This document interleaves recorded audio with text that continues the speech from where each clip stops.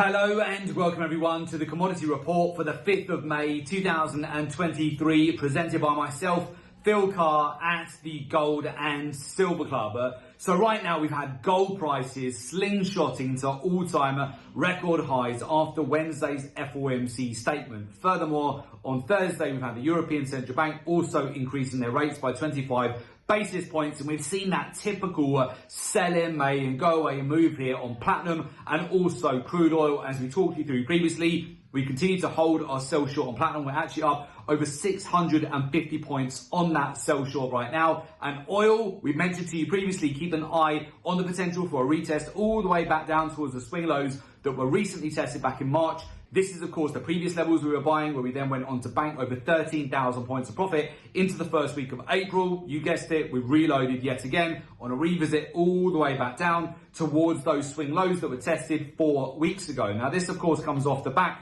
of hedge funds and money managers, where 91% they went long after OPEC did an emergency output cut at the beginning of April, and as such they were buying and bag holding above 81, 82 US dollars per barrel for oil. So what's happened here is we've had a huge move all the way down towards the previous swing lows. Those hedge funds and money managers that bought much later into the move with oil, they've now essentially all been liquidated by a retest back down towards the swing lows, because we have now seen over a 2,000 point sell-off from high to low. It's been exactly the same with platinum as well. In the last week, significant increases in long positions from funds buying with their momentum-based strategies, getting much later into the move, getting a lot of FOMO, and therefore we've then seen a 1,000 point breakdown in platinum now over the last week and a half, a market that we've been shorting, as you know. Now with the precious metals, with silver, we've already hit our profit target here at $25.40 per ounce, banking 530 points profit. Now with gold, it's been impressive in multiple currencies, with breaking back out to all-time record highs. Now we've now got back-to-back news-driven events as well as we go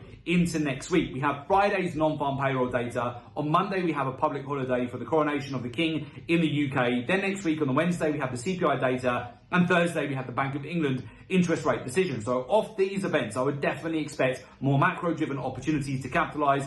Bear in mind on Monday, the LBMA is going to be closed, which means basically you're not going to get the 10:30 a.m. or 3 p.m. fix for the metals. This often can cause explosive moves to the upside for the metals. It doesn't mean that it will be maintained, but they can often see big breakouts. As such, we've actually positioned for this with a recent trade on copper to capitalise on the potential for an explosive move as we go into next week. If you've been trading copper before, you'll know last year in the Jubilee public holidays, copper had a 260 point breakout to the upside. Also at the start of this week, copper broke out 120 points to the upside on the public holiday that we had on the first Monday of May here. So as a result, we're looking to capitalise on that thinner liquidity and often the breakouts that you do get when the LBMA is closed and you don't get any London fix in the morning or the afternoon for the precious metals. Again, this can often cause massive moves. Now, oil, everything that we talked you through on Tuesday's report to look out for has now played out. We were expecting a revisit back down towards the swing lows. That would be the Max Payne scenario for all of the hedge funds and money managers that are bag holding at the top, who all FOMO'd in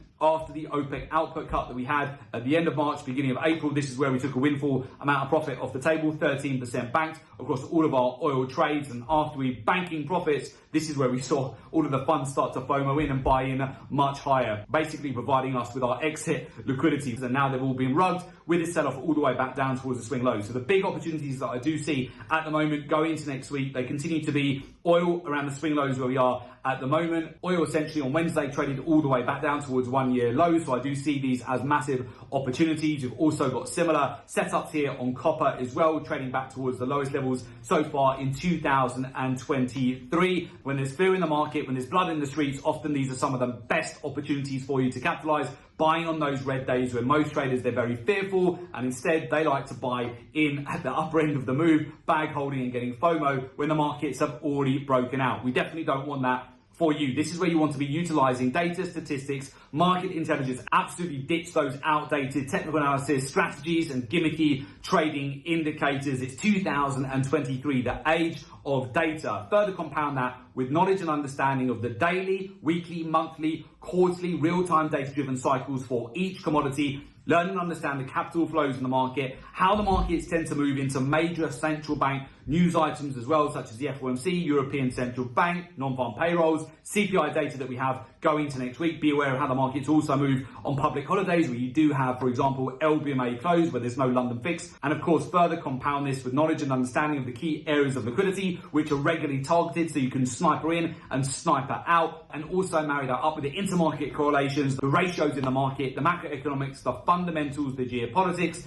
And finally, of course, further compound that with how the hedge funds, money managers, banks, institutions, the commercials, the bullion banks, how they're all positioned in the market. This is all going to help you massively to get an edge. So with that, if you would like to join our community of successful traders, learn the professional research-driven approach to the market, and join our professional mentorship program, there is an opportunity for you to do so. Just make sure you click the link below today's report in order to make an application to join our professional mentorship program.